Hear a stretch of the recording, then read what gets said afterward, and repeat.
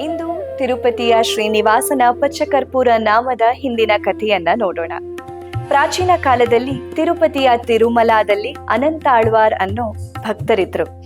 ಅವರು ಪ್ರತಿನಿತ್ಯ ಶ್ರೀನಿವಾಸನಿಗೆ ಉದ್ಯಾನವನದಿಂದ ಹೂವನ್ನ ನೀಡೋದು, ಪುಷ್ಪ ಸೇವೆಯ ಕೈಂಕರ್ಯವನ್ನ ಮಾಡ್ತಾ ಇದ್ರು. ಅನಂತ ಆಳ್ವಾರ್ ಅವರ ಪತ್ನಿ ಗರ್ಭಿಣಿಯಾಗಿರ್ತಾರೆ. ಒಂದಿನ ಹೂದೋಟದಿಂದ ಹೂವನ್ನ ಕೀಳ್ತಾ ಇರ್ತಾರೆ. ಗರ್ಭಿಣಿಯಾಗಿದ್ರಿಂದ ಕಷ್ಟವಾಗ್ತಿದ್ರು ಸಹ ಪ್ರತಿನಿತ್ಯ ಶ್ರೀನಿವಾಸನ ಸೇವೆಯನ್ನ ಮಾಡ್ತಾ ಇದ್ರು. ಆಗ ಇದ್ದಕ್ಕಿದ್ದಂತೆಯೇ ಎಲ್ಲಿಂದನೋ ಒಬ್ಬ ಚಿಕ್ಕ ಹುಡುಗ ಇವರ ಸಹಾಯಕ್ಕೆ ಬರ್ತಾನೆ. ಆದ್ರೆ ಅನಂತ ಆಳ್ವಾರ್ ಅವರು ಈ ಚಿಕ್ಕ ಹುಡುಗನನ್ನ ದೂರ ಇಡೋಕೆ ಪ್ರಯತ್ನ ಪಡ್ತಾರೆ. ಮಗು ಅವರ ಮಾತನ್ನ ಕೇಳದೆ ಕೆಲಸದಲ್ಲಿ ಸಹಾಯ ಮಾಡೋದನ್ನ ಮುಂದುವರಿಸ್ತಾನೆ.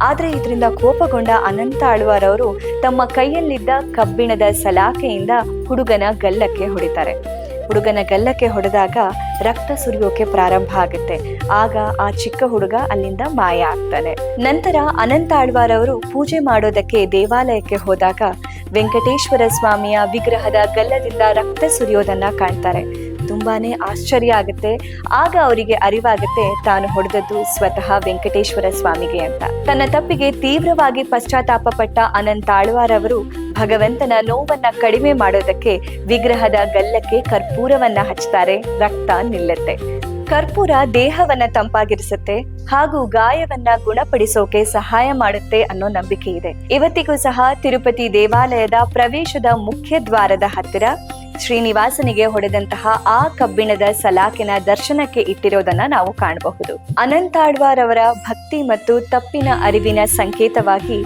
ಅಂದಿನಿಂದ ಇಂದಿನವರೆಗೂ ಸಹ ತಿರುಪತಿಯ ವೆಂಕಟೇಶ್ವರ ಸ್ವಾಮಿಯ ವಿಗ್ರಹದ ಗಲ್ಲಕ್ಕೆ ಕರ್ಪೂರವನ್ನ ಹಚ್ಚುವ ಸಂಪ್ರದಾಯ ಮುಂದುವರೆದಿದೆ. ಈ ಕಥೆ ಕೇವಲ ಒಂದು ದಂತ ಕಥೆಯಲ್ಲದೆ ಭಕ್ತಿ, ಸೇವೆ ಮತ್ತು ಮಾಡಿದ ತಪ್ಪಿಗೆ ಪಶ್ಚಾತ್ತಾಪ ಪಡುವ ಮಹತ್ವವನ್ನ ಸಾರುವ ಜೀವನ ಪಾಠವಾಗಿದೆ.